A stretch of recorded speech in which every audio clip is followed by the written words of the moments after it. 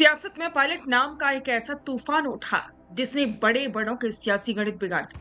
केरल की जीत ने न केवल सचिन पायलट का कद बढ़ाया है, बल्कि राजस्थान में सत्ता परिवर्तन की नई पटकथा लिख दी है। आज हम बात करेंगे कि सचिन पायलट का अगला टारगेट क्या है और आलाकमान का उनको लेकर अब क्या रुख है। क्या राजस्थान की राजनीति में अब गहलोत युगांत और पायलट राज की शुरुआत होने वाली है। केरल विधानसभा चुनाव के नतीजों ने दिल्ली से लेकर जयपुर तक एक ही नाम की गूंज पैदा कर दी है, सचिन पायलट। जिस वामपंथ के किले को अभेद्य माना जाता था, उसे पायलट की रणनीति ने ताश के पत्तों की तरह ढहा दिया।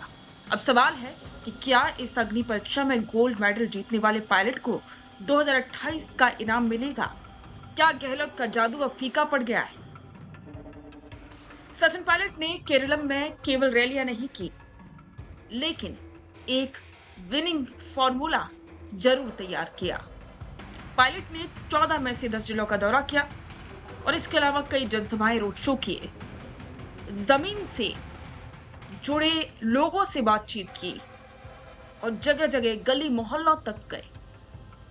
जहां कांग्रेस शून्य पर थी, वहां पायलट के प्रभाव से वोट शेयर में 2 से 3% की बढ़ोतरी दर्ज हुई।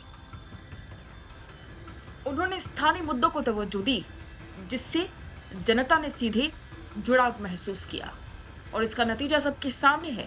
केरल की इस धमाकेदार जीत पर अशोक गहलोत ने आलाकमान की तो तारीफ की, लेकिन पायलट की नहीं की। अब जाहिर है कि कहीं ना कहीं अशोक गहलोत को डर है और जानकार भी इसे गहलोत की घबराहट और असुरक्षा बता रहे हैं। राजस्थान में हवा बदल रही है। पार्टी के भीतर से ये आवाज उठने लगी कि 2028 की जंग बिना पायलट के नहीं जीते जा सकती।